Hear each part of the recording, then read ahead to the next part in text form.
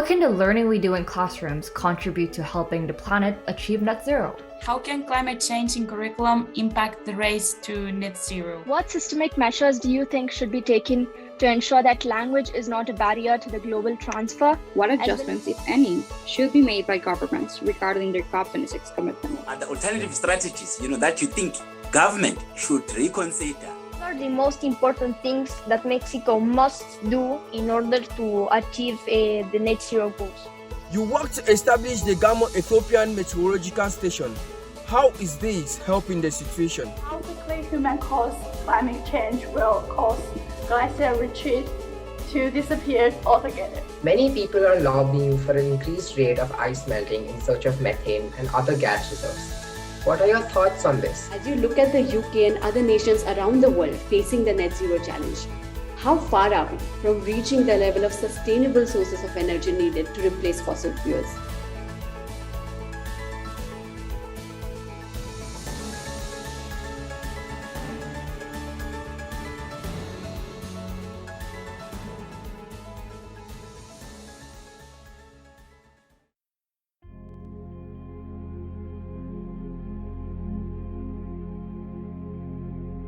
We don't want people to simply have passive knowledge. We want people to feel empowered. We want people to be advocates for change. We want people to know how to go out and make a difference in the world and band together.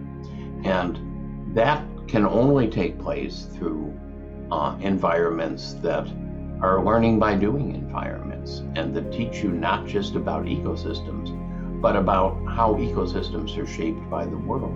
We need a partnership approach between education and other stakeholders in society, all other stakeholders in government, other stakeholders in society, in particular, the alliance between education ministries, the education sector, and environment ministries. The environment sector is crucial really to move the agenda. I joined the UN Youth Advisory Group on climate change. I learned that the 6 UN languages account for less than half the world's speaking population, and some of the world's largest research reports, like the IPCC report, are only available in the UN languages. And in addition to that, 75% of the world doesn't speak English, but 80% of scientific literature is only available in English. And so I just generally learned that there was an issue of language accessibility, specifically as it pertained to climate. And I wanted to make a difference to make sure that as many people as possible could access crucial climate resources. The Arctic is changing rapidly, and many of the species that are dependent on sea ice are struggling or even vanishing. 带着这些中国的年轻人们，我们一定要到一线，到自然里面去，然后去这些退化的一些山地、退化的这个海岸线，我们带着他们去种树。当然，这种树不是一个特别简单的一个过程。我们希望就是有更多的青年人通过自己的实践，而不是说只是一个书本上的知识。We should keep a close eye, a close tracking of the actions, the policies, the realities, not the discourses, not the speeches, not that. That is not useful for the planet. We must track and we must report. So let's all work hard to encourage Mexico to go the right path, to use renewables and to stop using fossil fuels. We need to implement sustainable energy sources because we have a lot of potential for renewable energy sources like hydropower, because we are a mountainous country, so it's very conducive for us to generate hydropower. Because we are in tropics, we have sufficient solar energy.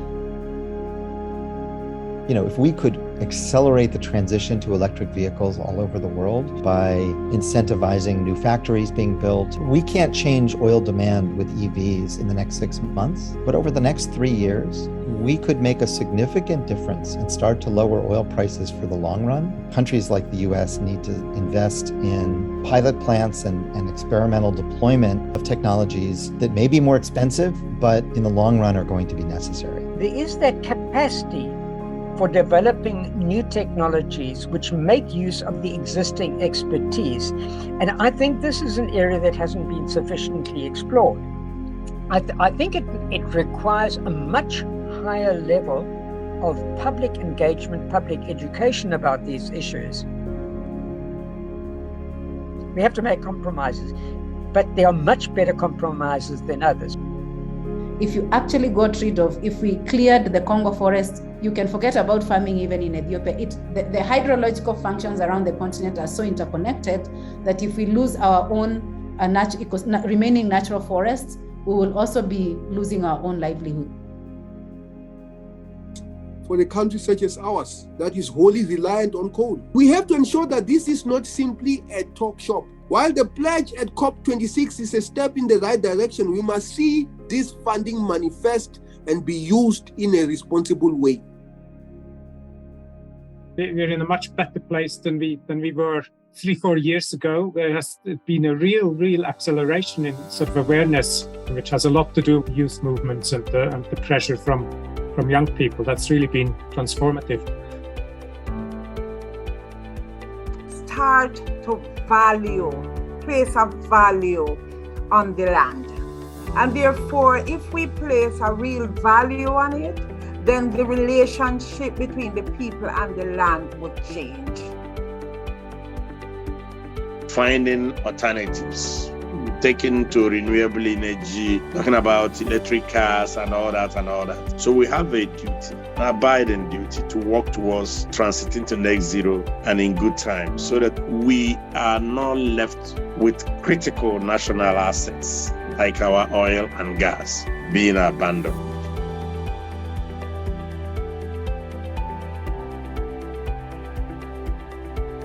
We recognize as young people in Egypt and globally the importance of human rights as well as climate justice. At COP27, it was a safe space to talk about all these different issues, both that affect young people in Egypt and globally, and we were able to do that at COP. Hay que tener un amor para vivir y en este momento es la madre tierra.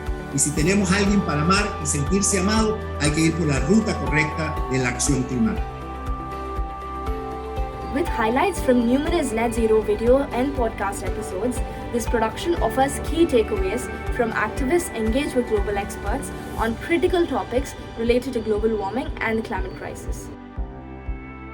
Be inspired by the passionate voices of young people, their dedication, wisdom, and commitment to monitoring the world's progress toward a sustainable future.